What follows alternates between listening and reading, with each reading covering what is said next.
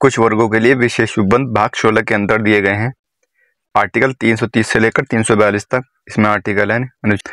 Important chapter है, इससे अक्सर क्वेश्चन आते हैं। इसमें कुछ इंपॉर्टेंट क्वेश्चन भी इंक्लूड किए गए हैं जो प्रीवियस ईयर में आए हुए हैं। देखिए 330 क्या कहता है, लोकसभा में अनुसूचित जाति और अनुसूचित जनजाति यानी कि एससी और एसटी के लिए आरक्षण का प्रावधान करता है। आरक्षण यानी कि सीटों का आरक्षण देता है। आर्टिकल 330 इंपॉर्टेंट है, लोकसभा में देता है। ये लोकसभा में कितनी सीट है एससी की? लोकसभा में एससी की सीट जो आरक्षित है वो 84 सीट है और एसटी के लिए 47 सीटें आरक्षित हैं। ठीक है, ये चीज याद रखनी है। आर्टिकल 331 यह चीज एंग्लो इंडियन के लिए है, एंग्लो इंडियन समुदाय का प्रतिनिधित्व। इसमें 2 राष्ट्रपति जो है वो 2 एंग्लो इंडियन को मनोनीत करता था, 2 एंग्लो इंडियन को। अब 104वां संविधान संशोधन आया और ये कब आया? 104वां यह आया था 2019 में। 104वां संविधान संशोधन 2019 द्वारा इस बात को निरस्त कर दिया है। लोकसभा में जो राष्ट्रपति 2 एंग्लो इंडियन को मनोनीत करता था तो उसको समाप्त कर दिया है इस संविधान संशोधन के द्वारा। अगला है 332। आर्टिकल 332 में यहाँ लोकसभा के लिए था, यहाँ राज्य विधानसभाओं में अनुसूचित जातियों और अनुसूचित जनजातियों के लिए सीटों का आरक्षण है। 332 में राज्य की विधानसभाओं के लिए है। इसमें राज्य की विधानसभाओं में एससी का आरक्षण 84 सीट ही है।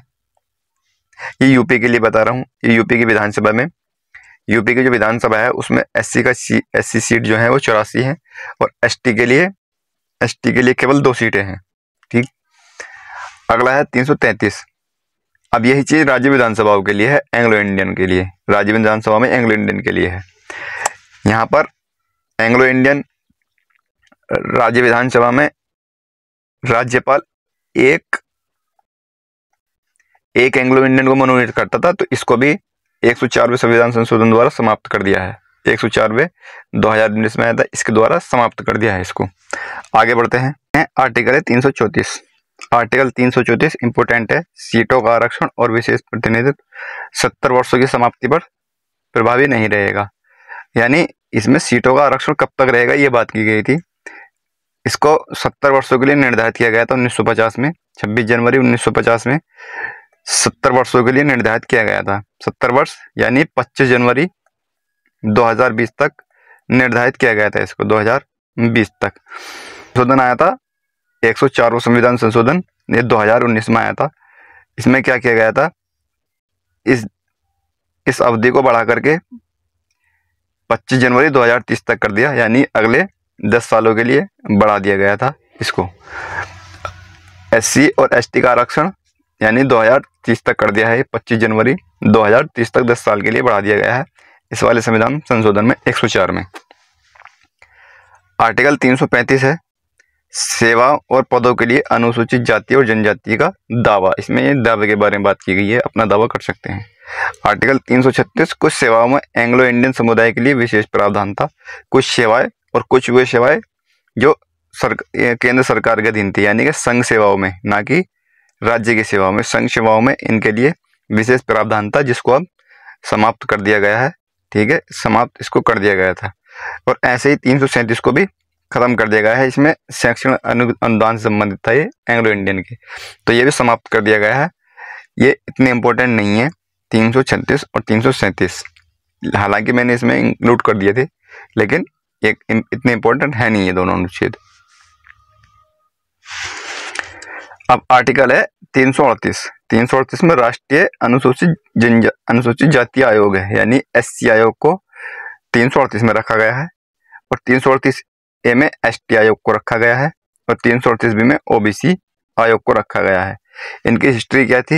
हिस्ट्री ये थी इनकी कि सबसे पहले जो एससी और एसटी आयोग बना था वो 1978 में बना था।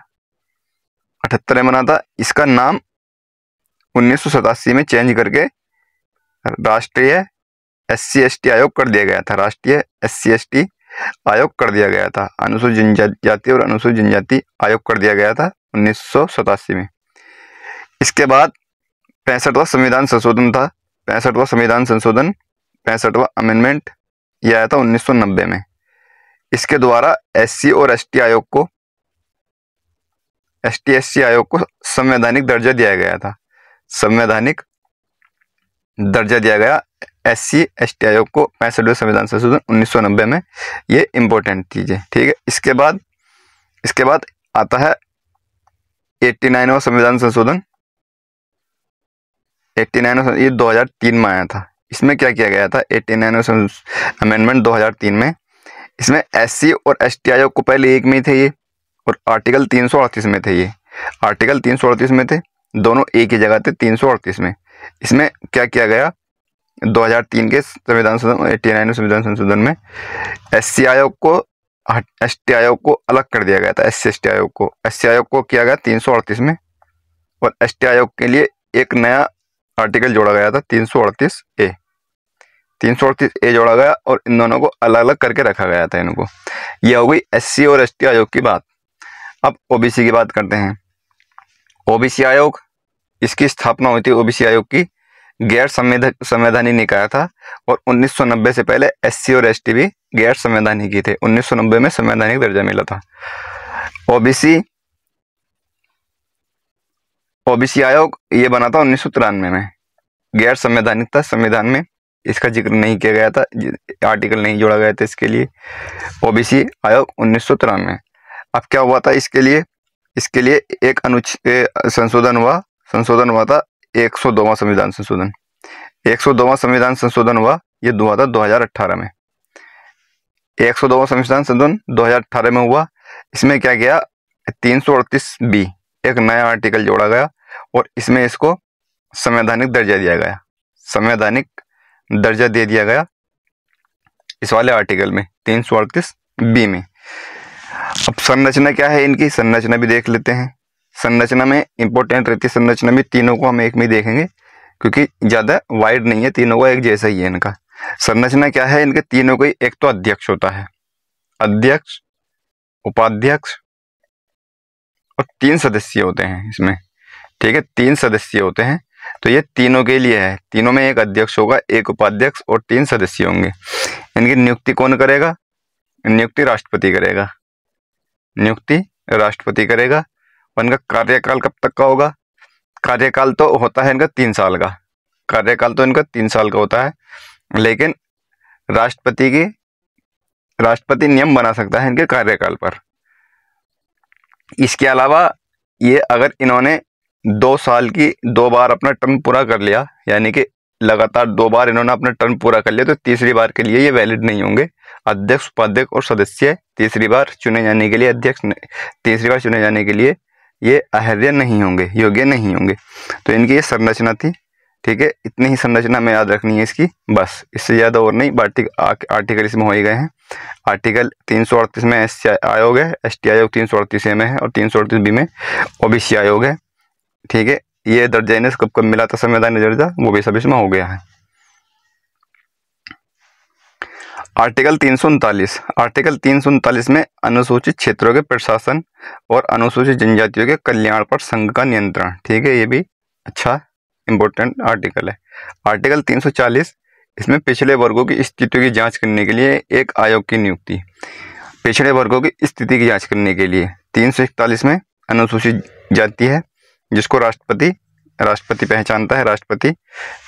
राष्ट्रपति की शक्ति है पहचानने की। अनुसूचित जनजाति 342 में, ठीक। 341 और 342 भी हो चुके हैं।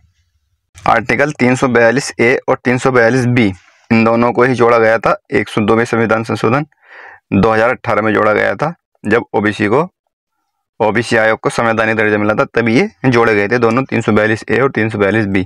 सामाजिक और शैक्षिक रूप से पिछड़े वर्ग कौन होंगे? वो 342A में है, और 342 में ये राष्ट्रपति की शक्ति है कि सामाजिक और शैक्षिक रूप से पिछड़े वर्गों को चिन्हित करने की राष्ट्रपति की शक्ति है 342B में। तो ये दोनों ही 102 में संविधान संशोधन 2018 में जोड़े गए थे। अब तो ये थी पृष्ठभूमि भाग 16 की। भाग 16 से संबंधित हम इम्पोर्टेंट सवाल देखते हैं, इम्पोर्टेंट क्वेश्चन देखते हैं।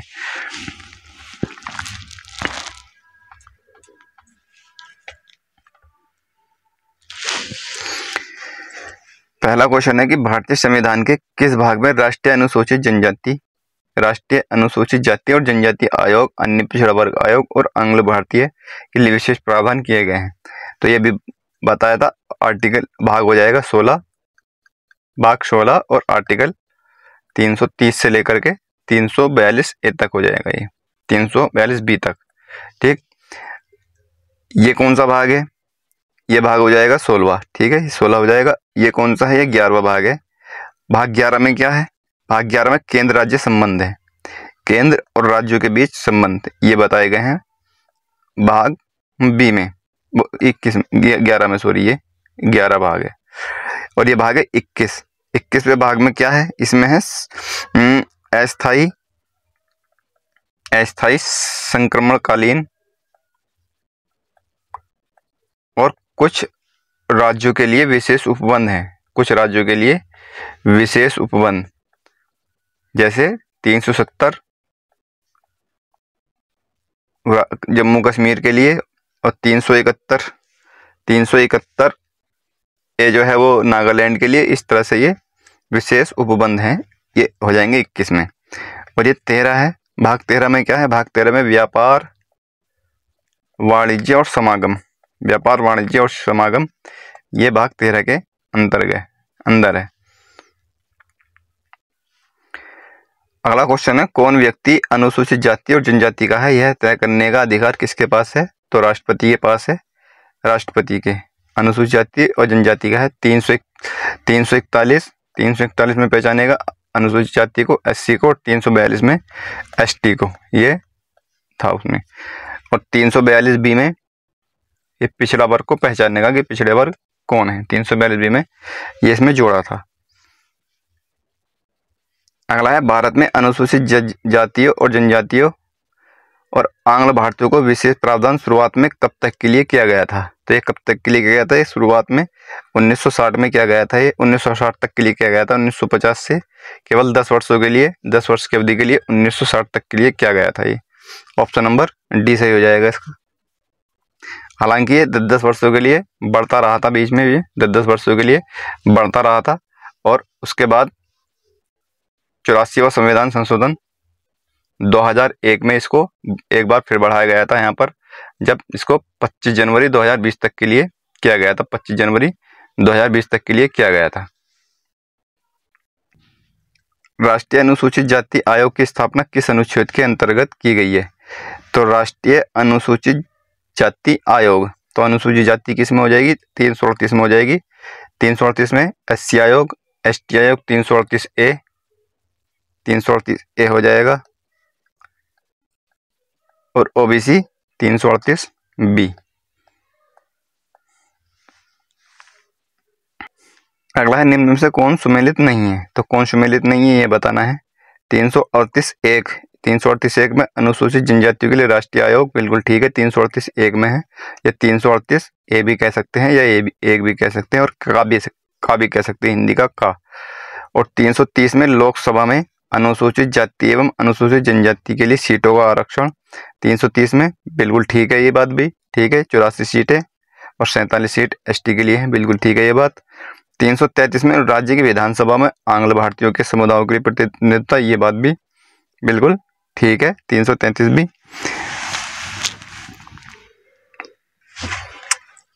अनुच्छेद 331 में क्या था? अनुसूचित जातियों के लिए राष्ट्रीय आयोग। अनुसूचित जातियों के लिए राष्ट्रीय आयोग 338 के अंदर है, 338 के, ना कि 331 में। 331 में क्या था? 331 में था लोकसभा में एंग्लो इंडियन के लिए जो 2 होते थे, नियुक्त होते, जिनको राष्ट्रपति ने समाप्त कर दिया है, तो वही है 331। तो यही इसका सुमेलित नहीं है, यही वाला आंसर सही हो जाएगा। अगला है, निम्न में से कौन सा संवैधानिक निकाय नहीं है? तो संवैधानिक निकाय कौन सा नहीं है? राष्ट्रीय अनुसूचित जनजाति आयोग, ये भी है। अनुसूचित जनजाति आयोग ये 338A में है। राष्ट्रीय पिछड़ा वर्ग आयोग 338B में है। और राष्ट्रीय अल्पसंख्यक आयोग नहीं है, राष्ट्रीय अनुसूचित, ये 338 में है। तो ऑप्शन नंबर C सही हो जाएगा इसका, ये अल्पसंख्यक आयोग संवैधानिक निकाय नहीं है। काका कालेलकर आयोग का संबंध किससे है? काका कालेलकर आयोग का संबंध है पिछड़ा वर्ग आयोग से। ऑप्शन नंबर सी ठीक है इसका, पिछड़ा वर्ग आयोग। अगला है आंग्ल भारतीय व्यक्ति से क्या तात्पर्य है। तो आंग्ल भारतीय व्यक्ति से तात्पर्य बताना है। तो इसमें देखते हैं, पहला है ऐसे व्यक्ति जिनके पिता या उनका कोई भी पुरुष पूर्वज यूरोपीय वंश के थे लेकिन भारत में आकर स्थायी रूप से बस गए और भारत में अगली पीढ़ी को पैदा किया। तो ये ऑप्शन बिल्कुल ठीक हो जाएगा, यही इसका आंसर है। बाकी अब आगे पढ़ने की जरूरत नहीं है, तो ये ही इसका आंसर ठीक हो जाएगा। आंग्ल भारतीय इन्हीं को कहते हैं। जिस समिति की सिफारिश के आधार पर अन्य पिछड़ा वर्ग आयोग को 27% आरक्षण दिया गया है वह किसकी अध्यक्षता में गठित हुई थी। तो ये बीपी मंडल की अध्यक्षता में गठित हुई थी जिसमें 27% आरक्षण दिया गया था। तो ये कुछ इंपॉर्टेंट सवाल थे और हमने भाग 16 को इसमें कर लिया है। भाग 16 को हम भाग 15 को करेंगे, 15वां भाग, और 15वां इलेक्शन से है, इलेक्शन यानी कि निर्वाचन आयोग से है। 15वां भाग करेंगे अगला।